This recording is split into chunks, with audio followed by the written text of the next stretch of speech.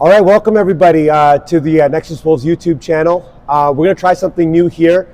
I'm joined by Coach Jackson of YVY Elite, and we just finished playing a game together, and he's a coach that I've looked up to. He's younger than me, but I say I looked up to. He was Nahal's, one of Nahal's first coaches. Yes. And I swear to you, I took so many things from that season of how you approach children and how you approach the game. And I thought, when I'm a head coach, that's some stuff I'm going to bring to my book. So we're going to try out this feature where we're just going to talk to some coaches that I know from the game, coaches that I respect in the game, and just chop it up with them and just kind of see where they're at, their thoughts on coaching kids. And Coach Jackson, welcome. Thank you for being our first guest, man. Appreciate it, man. Thank you for having me. So I know we often find ourselves agreeing on a lot of things, almost everything. I know. I got to ask you the big important question. Yeah. Are you a LeBron guy, an MJ guy, or a Kobe guy? Who's the GOAT?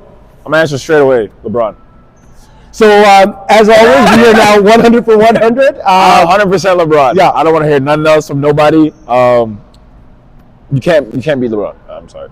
I think for me, especially what you and I do, which is coaching kids, when I was thinking about like LeBron's approach to the game versus like Kobe or Michael's approach to the game, I always go back to this one play. I was living in Cleveland at the time. It was the 2006 finals, the first time he went to the finals. And he had a chance for a game winner. Oh, I know what play you're talking about. Yeah. And he threw out to Daniel Marshall. Daniel Marshall missed. And in the press conference, all the reporters went after LeBron. You know, Kobe would have done that, MJ did that, and he said, yeah, but the right play is always the right play. My teammate is wide open. You want me to not trust my teammates? Right? And I remember listening to that and going, okay, years later in the bubble finals, Danny Green had a shot where LeBron kicked it out, he missed it, and everybody got on LeBron against Miami, same thing. And literally the next game, he trusted Danny Green with that same shot in a fourth quarter clutch situation. Danny Green made it. And I thought to myself, you know what, that's the power of trusting your teammates. And so that's kind of like values you want to instill in the play. Not to say Kobe or MJ were wrong, but definitely they had a much more like selfish parts of their game that made them successful. Whereas LeBron's a lot more selfish. That makes him successful. You can be successful both ways. I agree. Right? And I think when we're teaching children at this age, maybe when it gets to the pros, it's a little bit different. And I won't get into that. But when you're teaching children at this age, I find that that's probably the most important way. The right play is always the right play. So a follow-up question to that is for you, when you are watching NBA players, who are some of the guys that in current league that you're kind of modeling what you would want to take to the children? Who are some of the players that you look at and say, you know what, these are guys you should go and watch? You know, so one thing I've been thinking about a lot more lately is like trying to find guys who are more relatable to a lot more of the youth here. Sure. So like when you really think about it, how many guys are really going to be like 6'6", 6'9", super athletic? Like those kids are like few and far in between. You have a lot more kids who are going to be maybe 6'3", 6'4", 6'2", a little bit of athleticism, can shoot a little bit, guards. So I'm kind of looking at players like that. So one guy that really comes to mind to me is like Peyton Pritchard. Okay.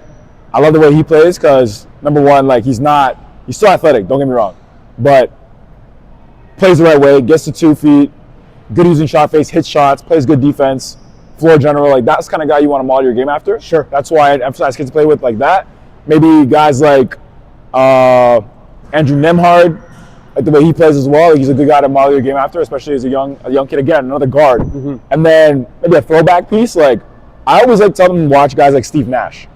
You know what I mean? Just like his decision making and passing. I feel like if you, again, for all these kids who are most likely not going to be 6'7", super athletic, probably going to be a guard, you need to have decision making ability.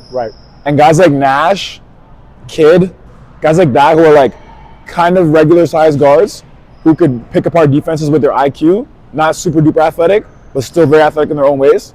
Those are the kind of guys I emphasize the kids to watch, I would say. You'll find this interesting. Coach Dave Smart of formerly Ottawa, we were at a conference and he said when he's working with university kids, he tells them to go watch the Nemhard brothers. He said that's it. They're not going to be athletically explosive. You walk into the gym and you might think they are end of the bench ball boys. Regular guys, but and then they are so focusing on the minute details, small things, spacing, you know, just to put the shoulder back in. And he interestingly mentioned Shai Gilgeous as well. To be honest, so now if we're talking about like a superstar kind of player, like who's really gonna go somewhere, Shai is kind of the model. I would honestly at this point, he's super smooth, can score at all 3 levels, and just the pace, like control that he has. I feel like if you watch film on him, you start to see the game in a different way. Sure. That's what I would say. If you want to be like a superstar, that's kind of the model these days, like a Shai type. And maybe if you're super athletic, maybe you go to Ant, but like Shai is like kind of like, you know, decently athletic, decently long, star player, gets to a spot. He's not going to jump out of the building for anyone. Yeah, but you know, you're right. I would look at that. One of the guys that I always talk about is, for my guys, the game has moved to the Houston Rockets offense, basically turned into a 7 seconds, 3 points and layups, 3 points and layups. So I see the great inefficiency now in the youth game is this little mid-range jumper. I tell them to watch DeMar. Yeah, fair. Again, he is just somebody he's not a great 3-point shooter. Now, he's athletic as heck, don't get me wrong. But he made his living from these mid-range jumpers. And I tell guys, the modern game is approaching to just find where the gaps are. Where are the holes on the defense? Because the defense is geared towards going to protect the line, protecting the paint. See, and this is interesting you brought that up, because one thing you hear a lot from coaches is like, no mid-ranges. So I used to actually, so I don't tell them no mid-ranges, but I don't emphasize it in like our principles of scoring and whatnot. And interesting. Like actually, so yeah, like we have like tiers of scoring, and this is before. So tiers of scoring, and then we had a scoring for this layups, 3-pointers, off dribble threes, but we didn't have any for mid-ranges. So they didn't actually count towards any principle of ours. Right. And the reason why was because I wanted to have them to figure out how to attack the basket and not settle for the mid-range. But I think you do bring up an interesting point of this kind of, I like to call it like this no man's land. That's a great point. Right, no person. I'm trying to use no person land. Not really the mid-range long to like the mellow Kobe kind of ball, but like this inside area where it's like defense is like, do I commit to the help or am I just stunting kind of? And it's like now we're getting into like little floaters, step throughs, little bum shots like Shai, Nembhard, like you said. Like I like that part. That's like super good. And DeMar is great at that too. He's good at getting in between like that gap where the defense doesn't know, do I commit to double here or do I leave him in a space? So you're kind of saying like this ISO no person's land. Like I like that shot. Well, that's my favorite shot. Yeah, no, that's a great way to put it in there too. And by no means I want to restrict them to the paint, but you know, that free throw line extended. But you're right, that that kind of no defender's land, no person's land, no man's land. When I watch offensive teams now, and you're right, my biggest thing is with kids, put pressure on the paint. I heard a great coach, I think it may have been even Darko of the Raptors, where he says they just do drills where they just get them cutting to the rim. No ball on the court. Just to teach them different angles. Put pressure on the rim. When you put pressure on the rim, either that team has to decide, am I going to come back and defend this and leave spacing out, or am I going to give this up? And if either way you win.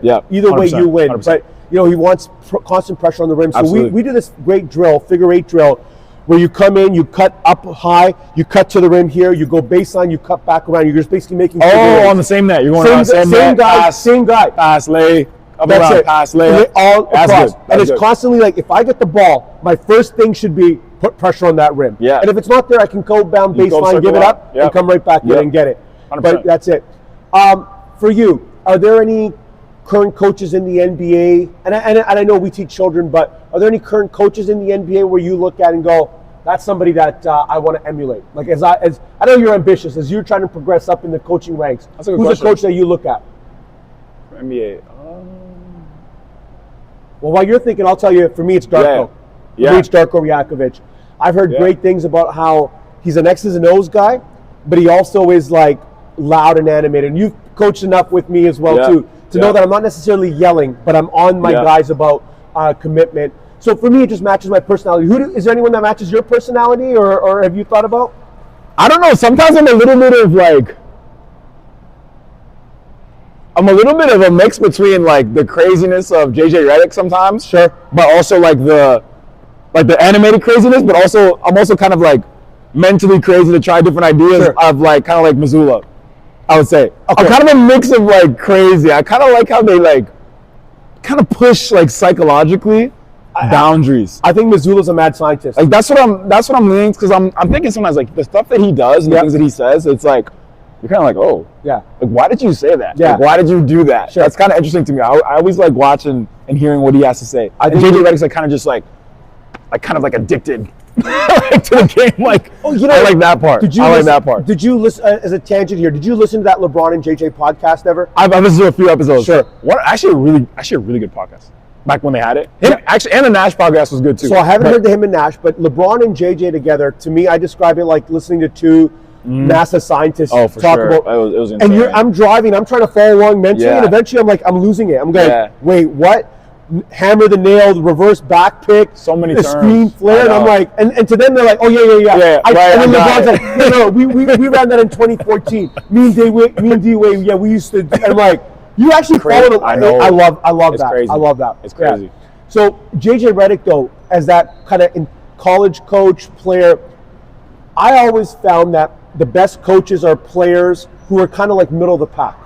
Because when you're too good of a player, some of that stuff came too easy to you, and you can't understand. You've never thought about it. What's your take on that? That like the 100%. Best coaches are kind of like middle. Honestly, I actually agree with you a lot, because a big problem with, not really a problem, but something that pops up with a lot of star players is like what you would call almost like, it's called like survivorship bias. Sure. Right. So the best players kind of rise up to the top, and they defeated all the odds. And so what you have are the best players are the ones who have succeeded despite everything else. So we kind of missed out on everyone else who failed underneath that. And so what happens is these authoritative figures end up as the top of the league.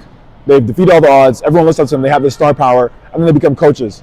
And then their word becomes kind of like gospel, right? And so kind of what you mentioned, they've gotten everything, maybe not easy, but they've never really had to critically think about a lot of the coaching aspect of the game. They kind of play more off of feeling. And so what ends up happening when they try to coach and try to articulate the ideas is not necessarily aligned with what you or I might have known, because we've tried to study kind of the other parts of coaching, like the science of trying to get better as a coach, where they're relying more on just their skills from them playing. You know what I mean? Not to say that I think the best coaches are former players, but it doesn't mean just because you play at a high level, it doesn't necessarily constitute as a good coach. Right. So I feel like that is there. That's a very good point. And this is why I love Coach Jackson, because he's so well read. And survivorship bias is a concept that has nothing to do with basketball. Nothing to do with basketball. It's a real quick little thing. World War II, as the airplanes were coming back, they were trying to figure out where the bullet holes. And the first guy said, "Well, you know what? This is where all the bullet holes are. Let's spruce this up." Survivorship bias is, well, no, let's figure out where the guys that didn't come back home, they're obviously being hit where these aren't being hit. That's the same thing with basketball, right? The players that make it are not the ones you look at it, or the coaches that make it are not to look at it. What are we leaving behind? Right. To that end, I got to ask you a question.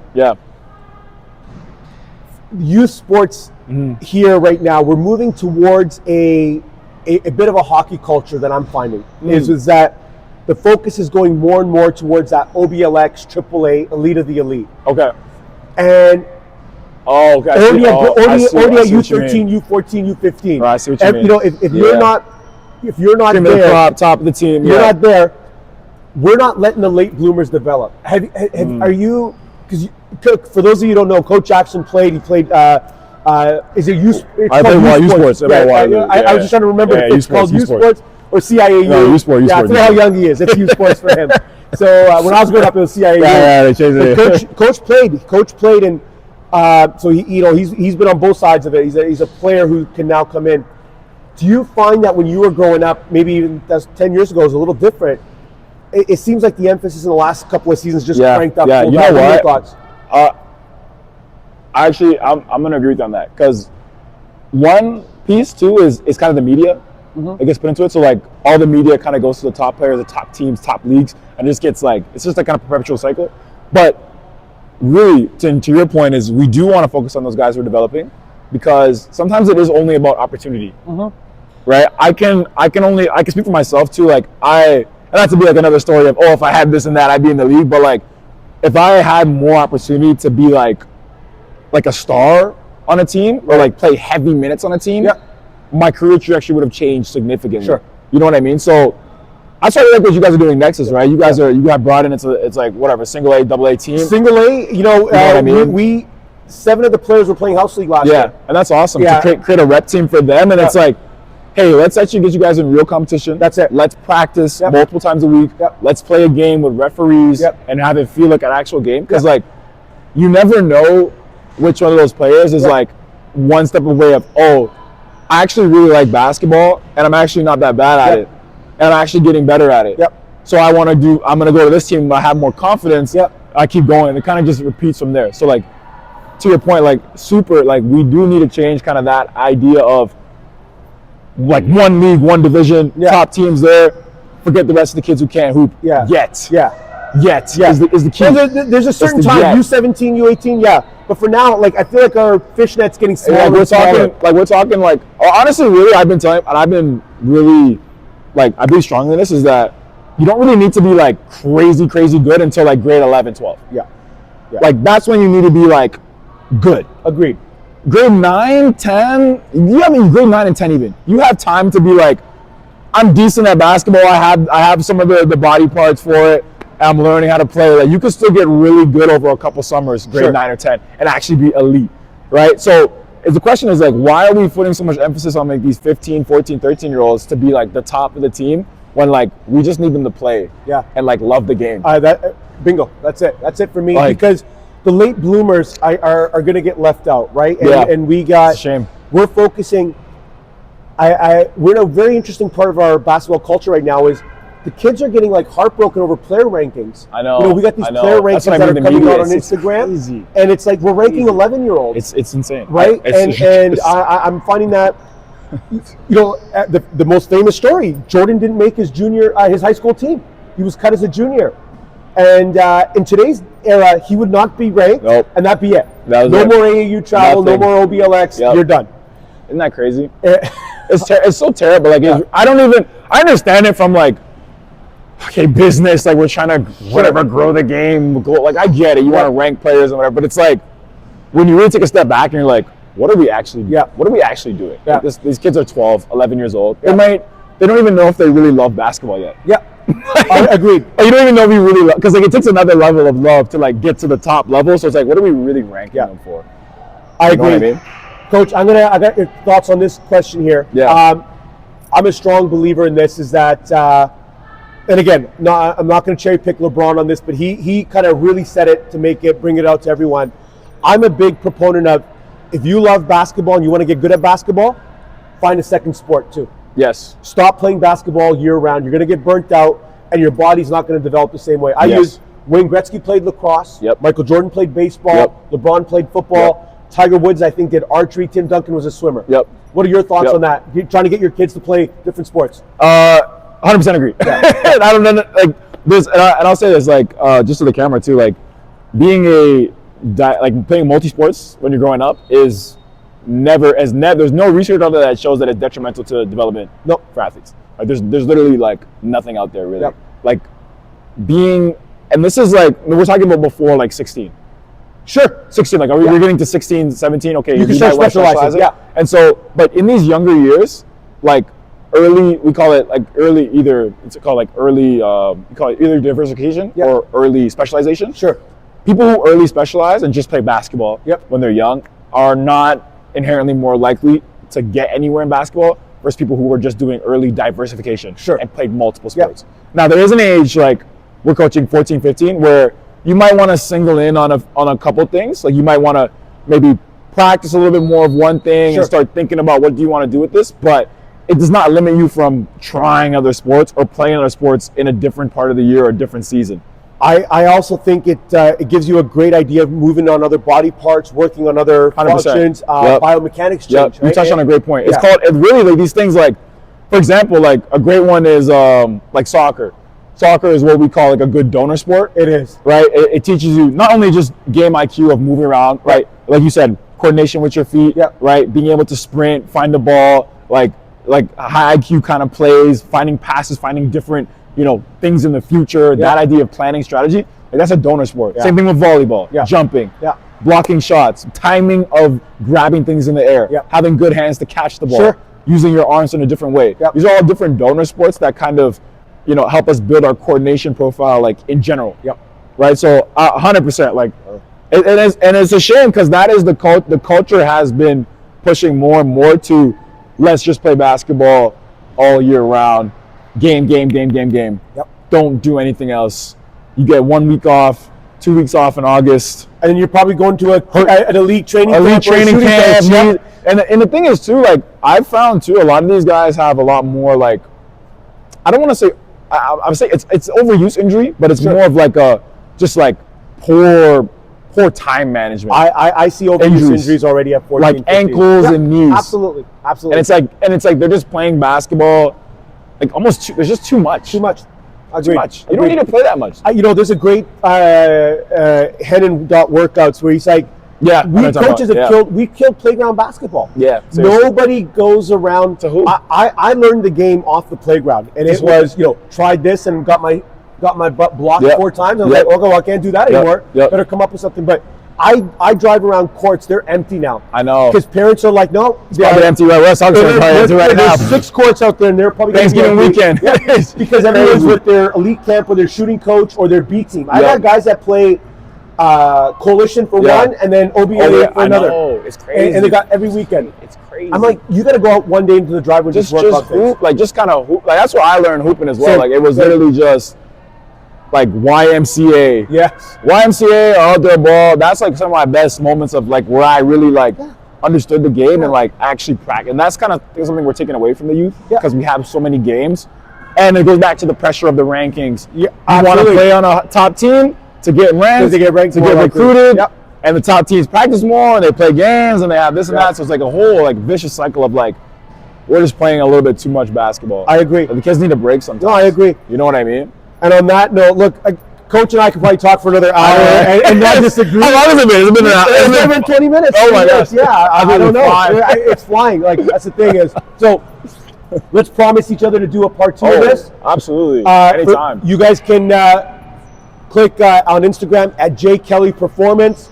All the other coaches out there. I'm not even gonna lie. I steal from this man gratuitously. I steal from coaches. Don't get me twisted. I steal from everybody. I run, and that's what great coaches do. That's what great musicians do. That's what great artists do. Yeah. Borrow liberally from people who do great. Borrow from them. So at J Kelly Performance, Coach Jackson, thanks for having me. Appreciate your time, man. Thanks for having me. It's always a pleasure of just conversing with other coaches and growing the game that way because I don't think there's enough of conversation. That's when I first got in the coaching world. Yep. I was just a trainer. Yep. I was like, yo, there's not a lot of connection between coaches. So yeah, I love like us connecting and like putting a face to a name and like just kind of chopping it up. That's how it should be, right? Let's do this. We're all trying to help kids. Yeah, exactly. On the same page. At the end of the day, right? So I appreciate it, Coach. Thank you, man.